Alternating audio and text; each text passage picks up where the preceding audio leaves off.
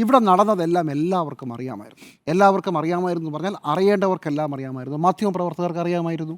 നമ്മൾ ചില ശബ്ദരേഖകൾ ഒരു പരാതിയും ഇല്ലാതിരുന്ന ഘട്ടത്തിൽ തന്നെ നമ്മളെടുത്ത് കൊടുക്കാനുള്ള കാരണം ഇത് നടന്നുവെന്നും എന്തൊരു ഭീകരമായിരുന്നു ഈ കുട്ടി അനുഭവിച്ചു നമുക്കറിയാവുന്നത് കൊണ്ടാണ്. ഇതറിയാവുന്നവർ ആരൊക്കെയാണ്? കോൺഗ്രസ് നേതാക്കൾക്കറിയാം, അവർക്കെല്ലാവർക്കും അറിയാം. അതുകൊണ്ടാണ് പെട്ടെന്ന് തന്നെ നടപടിയെടുത്തത്. പക്ഷേ അതിനുശേഷം എന്താ നടന്നത്? അത് കോൺഗ്രസിൻ്റെ സമീപകാല ചരിത്രം കൂടിയാണ്. പ്രതിപക്ഷ നേതാവ് വി ഡി സതീശൻ ഒറ്റപ്പെട്ടു. ആ ഒരൊറ്റ സംഭവത്തിന് ശേഷമാണ് പെട്ടെന്ന് നോക്കുമ്പോൾ വി ഡി സതീശൻ്റെ കൂടെ ഉണ്ടായിരുന്ന യുവ തുർക്കികളെ ഒരുത്തനെയും കാണാനില്ല. വി ഡി സതീശൻ ഒറ്റപ്പെടുന്നു. പ്രധാനപ്പെട്ട നേതാക്കളൊക്കെ 4-5 ദിവസം കഴിയുമ്പോഴത്തേക്കും പതുക്കെ നിലപാട് മാറ്റുകയാണ്. കെ സി വേണുഗോപാൽ എന്തായിരുന്നു പ്രതികരിച്ചത്? അതുപോലെ തന്നെ കെ പി സി പ്രസിഡന്റ് എന്താ പ്രതികരിച്ചത്? ഒരു വിഭാഗം നേതാക്കൾ മുഴുവൻ വേണമെങ്കിൽ അങ്ങനെയാണെങ്കിൽ ഇങ്ങനെയാണെങ്കിൽ സസ്പെൻഷൻ ആണല്ലോ, അയാൾ നടക്കട്ടെ, പല രീതിയിലാണ്. അവസാനം ഈ ശക്തമായ നിലപാടെടുത്ത പ്രതിപക്ഷ നേതാവ് വി ഡി സതീശനെ ഒറ്റപ്പെടുത്തിക്കൊണ്ട് രാഹുൽ മാങ്കൂട്ടത്തിൽ പ്രധാനപ്പെട്ട പാർട്ടി പരിപാടികളിൽ വരെ വരുന്ന ഒരു ഘട്ടമെത്തി.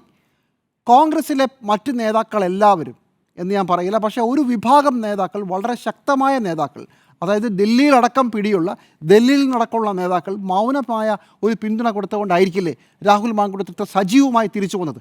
എന്തൊരു ക്രിമിനലായിട്ടുള്ള നെഗ്ലിജൻസാണ്. നോക്കൂ, ഞാൻ ഇപ്പോഴും പറയുന്നു, ഈ പെൺകുട്ടി ഇന്ന് പരാതി കൊടുത്തു എന്നത് മാത്രമാണ് ഈ ദിവസത്തിൻ്റെ പ്രത്യേകത. ഇത് നടന്നത് എന്താണെന്നും വിശദമായി ഈ പെൺകുട്ടി അനുഭവിച്ചത് എന്താണെന്നും കോൺഗ്രസ് നേതാക്കൾക്ക് എല്ലാവർക്കും അറിയാം.